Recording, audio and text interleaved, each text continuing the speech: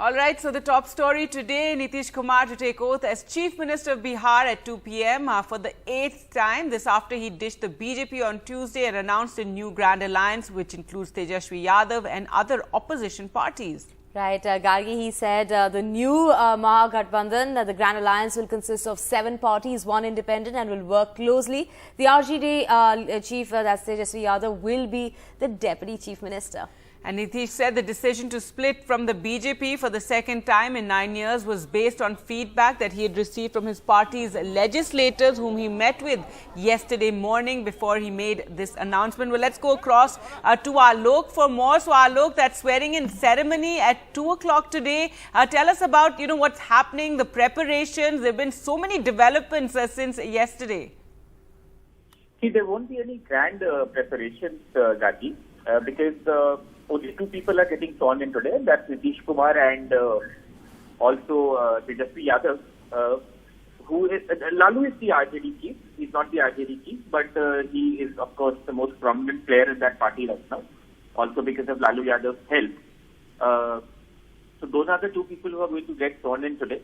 The ministers may be sworn in over the next some time whenever they have come to a full agreement about which portfolio will be given to whom, etc. We are told that all of this has been worked out, or at least is in the final stages of being finalized, because the sense that we had yesterday was that these negotiations had gone on for a while, and unlike the last time when the alliance was stitched together and then, things went south for it, this time, at least from this camp, the RJD-JDU camp, they say that they want to make it work.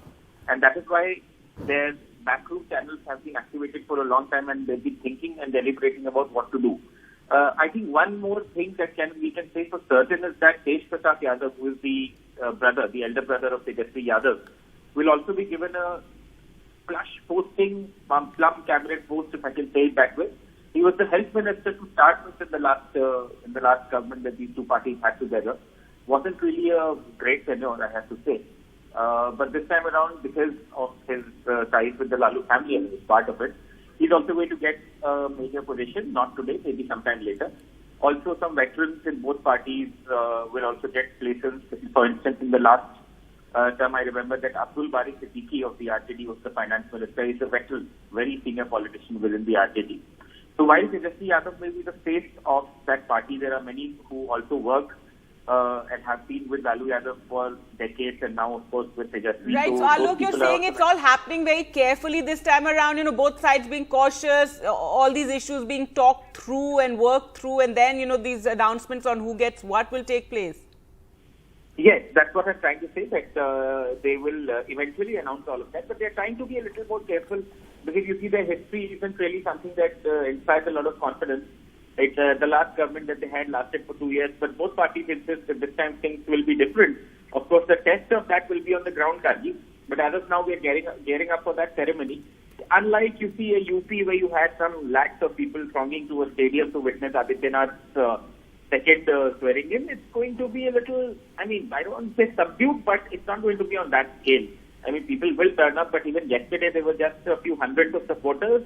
Politics here doesn't really work like that in terms of mass mobilization.